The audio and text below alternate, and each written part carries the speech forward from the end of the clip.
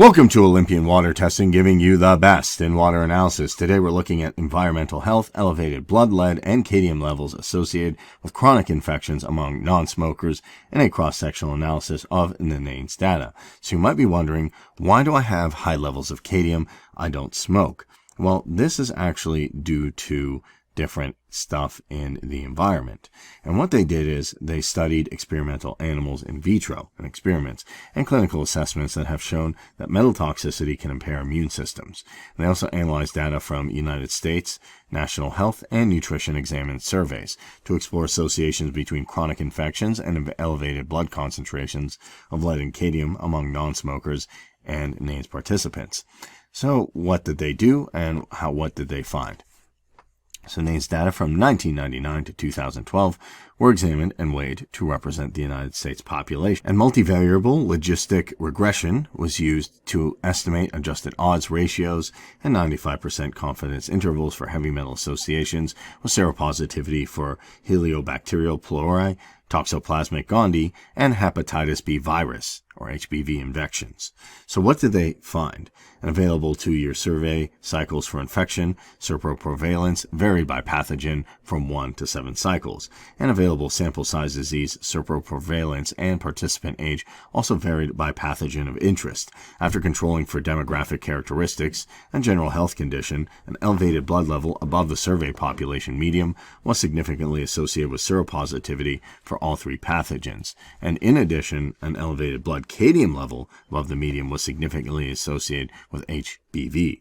Now you might be wondering why this is an issue and what this really means. So if you're exposed to cadmium through water, through food, through smoking even, but you're wondering, why is my cadmium level so high in my blood? Well, this might be why. And these people are non-smokers as well. So they're probably wondering, how am I getting such high levels of cadmium? Also, age-specific analysis for this indicated stronger association among children under than 13 years of age. And they're probably not smoking, which leads to an issue because this can really affect young children. So taking a look at this, human exposure to heavy metals can impair innate and immoral immune responses and lead to increased susceptibility and infections, as well as development of autoimmune diseases. Now, the issue is we're specifically looking at cadmium. Now, this is a byproduct of smelting and is used in metal plant, as well as making batteries, pigments, and plastics, and it's released into the soil, water, and air via mining and refining practices, and fertilizer application. Also fossil fuel combustion and waste disposal, where it can accumulate in aquatic organisms and agricultural crops. Now, humans are exposed to this through smoking tobacco, eating contaminated vegetables, grains, and yes, water. And occupational exposure risks through inhalation or accidental ingestion also are of concern. And up to 10% of ingested cadmium enters the body through the digestive tract. Now, the body can convert cadmium to a non-harmful form. However, at high levels, the liver and kidneys become overloaded, and as one of the most toxic heavy metals, acute toxicity includes vomiting and diarrhea.